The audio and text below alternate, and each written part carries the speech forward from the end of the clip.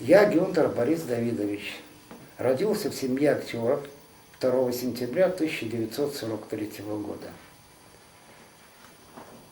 Мои старики работали в городе Рязани, в Театре юного зрителя.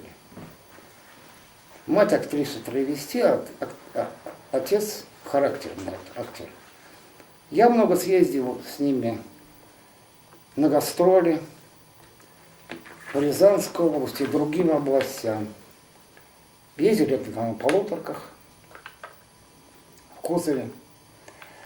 И самое страшное, что было в этих поездках и вообще в тех театрах, которые существовали на тот момент, это фильмы о Павликах Морозовых, особенно в Чусах.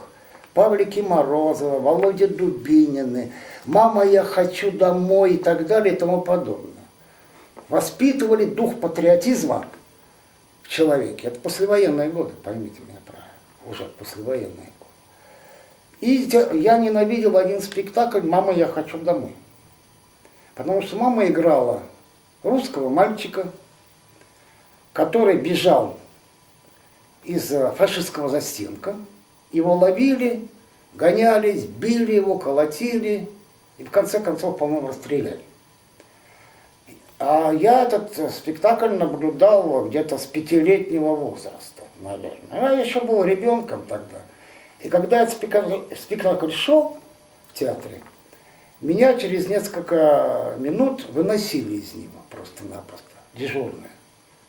Потому что я кричал: «Не бейте мою маму». И в Чузе, в Новосибирском, хотел сказать, в Рязанском, он тоже возобновили его, стали играть. Мама также играла, актриса травести. Но я уже не ходил на этот спектакль, я уже был достаточно взрослый. И в 1951 году, когда этот спектакль шел, я взял и сунул оловянного солдатика в розетку. А мы жили при театре на первом этаже, полуподвальный этаж, наверху фойе театра, сцена, зал и большой балкон. Ну тогда, видимо, электричество было слабенькое, сейчас автомат выбил, да и все. А тогда во всем театре в самый ответственный момент погас свет. Ну а система актерская, братья ее называют до сих пор, там стучали друг на друга, пытаясь вылезти по головам наверх, занять какое-то ведущее место. Понимаете, это было все так просто. Там все стучали. Была такая поговорка: там 3 мента на вахте, и 2 из них стучали. Поэтому это быстро очень дошло до КГБ. Патриотический спектакль сорвали. Кто сорвал? Ну, кто-то стучал. Душевно так, что это сделал я. А я не отказывался. Правда, ни мотивацию не высказывал. Случайно. Но это расценили как диверсию. Сначала стариков забрали. Прямо после спектакля. Батьков. И я их больше не видел до 1954-го. А меня через 3 дня. Комнатка маленькая, шкафов не было, одна этажерка, железная кровать и медицинская кушетка. Вот вся мебель, которая была в доме. Ну, стол еще был как обычно. И котенок. Який это был год и які...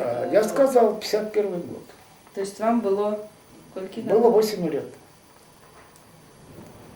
Сначала месяц продержали в камере Рязанского СИЗО, не СИЗО, не знаю. Сейчас я, честно говоря, не могу квалифицировать, что это было. Ну, в камере было до 30 человек. Все дети, ну, разновозрастные. На то время шла тенденция такая. Если сначала, начало репрессий, расстреливали детей, отправляли в нормальные детские дома, и там в более-менее нормальных условиях жили, или родственникам отдавали репрессированных, которые, ну, не трапили так или иначе в застенки. А это, да еще диверсант, понимаете, сам это потом уже выяснил. еще диверсант. Такое мероприятие сорвал. Но сейчас с юмором, конечно. И потом, сначала месяц пытали, и физически пытали, пинали, по лицу били, по шее. Дубинок тогда не было, в основном кулаки и ноги работали.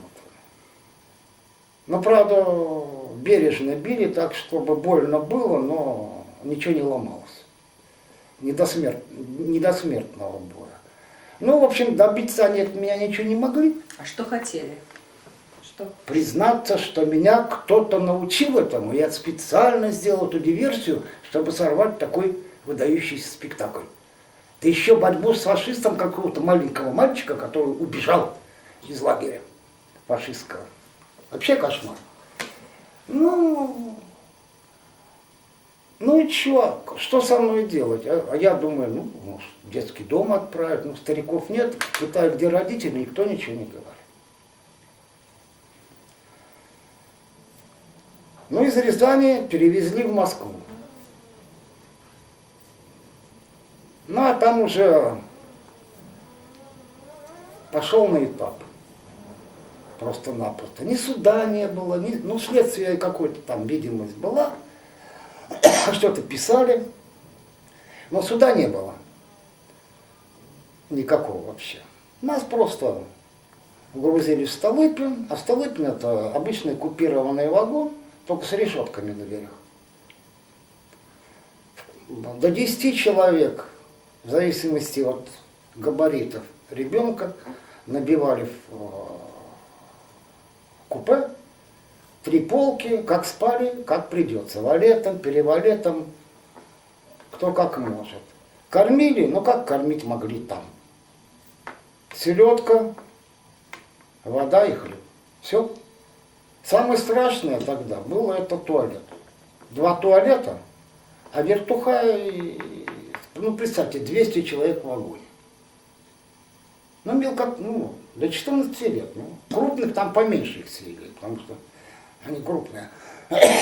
А мелкоту напихивали под завязку абсолютно. Кто из вертухаев хочет тебя водить там через 2 часа, через 3 часа в туалет? Терпели. Самая мука большая это туалет. Это самое страшное. На все, в общем-то, люди были достаточно образованных, интеллигентных семей. Самое странное. Поэтому гадить на пол никто не хотел, поэтому терпели. Через силу, но терпели. И 2 месяца мы ехали до города Ангарска.